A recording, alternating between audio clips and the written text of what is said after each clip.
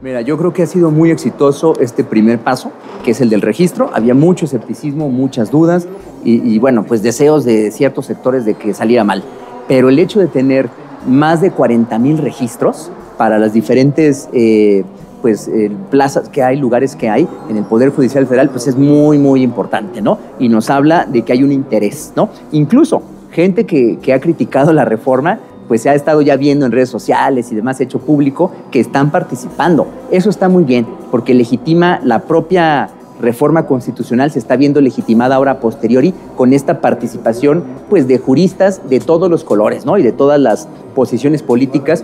Eso me parece que es muy, muy positivo. Lo que sigue, pues es el 15 de diciembre, se va a dar a conocer, pues el primer filtro se va a resolver, que tiene que ver con la revisión documental de quienes sí son aptos para continuar en el proceso. Es el siguiente paso. Va a ser muy importante y bueno, es meramente documental, pero ya se van pues perfilando, ¿no? Quiénes son realmente los candidatos que podrían ser elegibles ya el año que entra.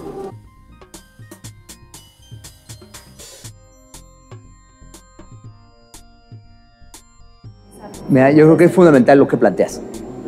Esta reforma constitucional al Poder Judicial es muy importante porque rompe el mito de que los operadores judiciales no se eligen. ¿Eso dónde está? ¿Por qué no? Yo creo que hay que verlo como una ampliación de este derecho político electoral, derecho humano fundamental de las y los ciudadanos de nuestro país para votar, incluso en instancias que antes estaban vedadas a la democracia, como es el Poder Judicial. Rompe con eso, pero no es suficiente. Si bien eso le mueve el tapete pues, a las mafias y a los redes de poder al interior del propio Poder Judicial, eso no es suficiente. Creo que para consolidar una reforma integral, una transformación integral del Poder Judicial, pues se requiere también tener en cuenta pues cambios en la educación jurídica, en la formación de las y los abogados, en las universidades públicas, desde el pregrado y luego también especialidades, maestrías, doctorado, pero también particularmente en las escuelas judiciales. Si nosotros no cambiamos la formación que están teniendo, la conciencia, el conocimiento y las formas que están adquiriendo los futuros abogados o los del presente también, pues lo cierto es que van a seguir llegando al Poder Judicial operadores judiciales, sí, electos democráticamente por voto directo, libre y demás, popular, pero pues es gente que no va a terminar de comprender cuál es el cambio, ni el momento histórico en el que estamos, ni lo que se requiere. No basta con técnica, se requiere conciencia social, empatía social, claridad histórica, comprensión del momento en el que estamos. Eso es lo que la gente está demandando, no solamente técnicos del derecho. Esa justicia tecnificada no es suficiente, entró en crisis y ahora pues en México vamos a dar la batalla por darle la vuelta a eso. Esa es la situación en la que estamos y se requiere educación, una nueva educación jurídica.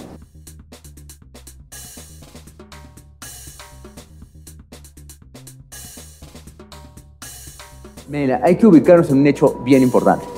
Hace más de 100 años, cuando en el Congreso Constituyente, gente que muchos no eran abogados, algunos sí, pero la mayoría no, tomó la decisión de incorporar al texto constitucional derechos colectivos o derechos sociales, principios nacionalistas, por los temas agrarios, en fin.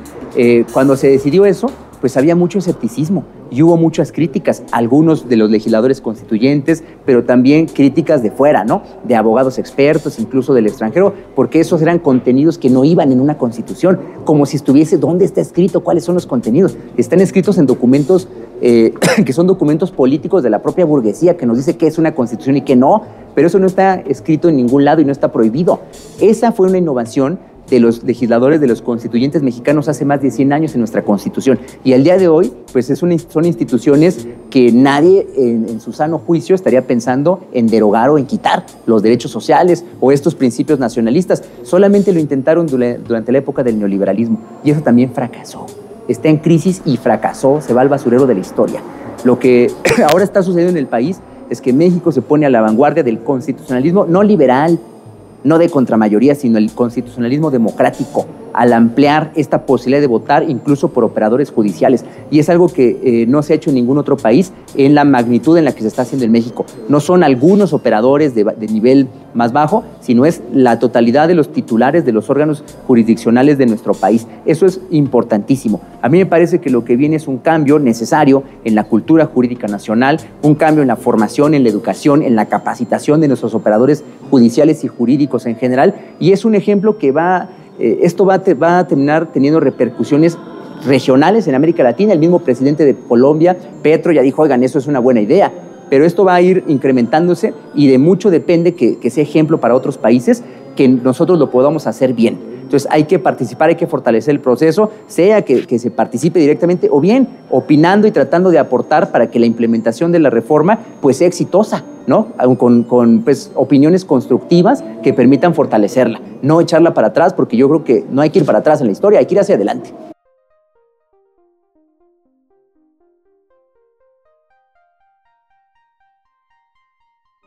Bueno, el derecho mexicano durante 40 años se fue reconfigurando bajo las políticas neoliberales globalistas, ¿no? Entonces se generaron nuevas leyes, nuevos instrumentos jurídicos, incluso se modificó la Constitución para ir a contrarrestar pues, el peso que tenían los derechos sociales y estos principios nacionalistas. El caso del artículo 27 constitucional es clarísimo, pero también pasó en el tercero, ¿no? En el tema agrario, en el tema energético, en el caso del 27, en el caso de la educación, en el artículo tercero. Eso fue porque el neoliberalismo también creó sus propias normas y reconfiguró la totalidad del sistema jurídico mexicano.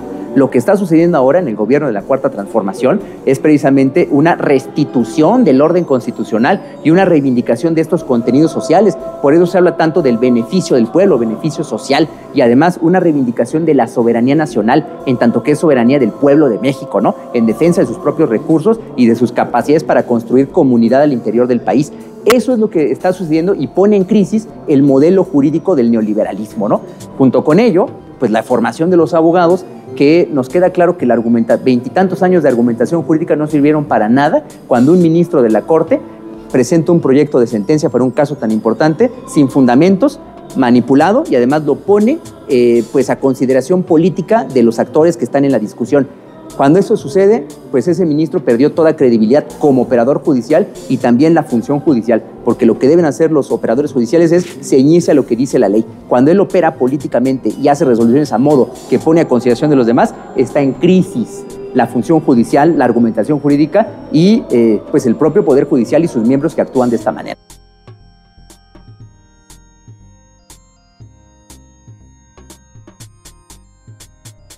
La filosofía y el discurso por sí mismos, pues algo tienen que hacer, pero no lo pueden resolver solos. Se requiere acción social concreta, ¿no? Estratégica, en fin, con claridad de horizontes. En ese sentido, el derecho, como una mediación práctica de la acción humana, tiene mucho que hacer.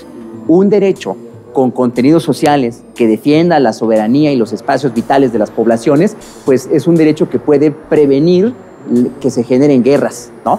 Un derecho distinto de solidaridad internacional, pues puede evitar que los países imperialistas generen estas guerras, porque ellos son quienes las generan buscando recursos, tanto en la población para explotar como los recursos naturales, básicamente energéticos, ¿no? ¿Un mejor derecho podría prevenir eso? Sí, pero en absoluto lo puede erradicar, no, porque el mismo derecho pues no es más que una pieza más dentro de un gran sistema económico donde estamos todos inmersos. Para eso se requiere pues mayor conciencia, mayor organización social y que todos vayamos juntos comprendiendo que lo que está en juego es la vida de los seres humanos y la continuidad de la humanidad y la civilización.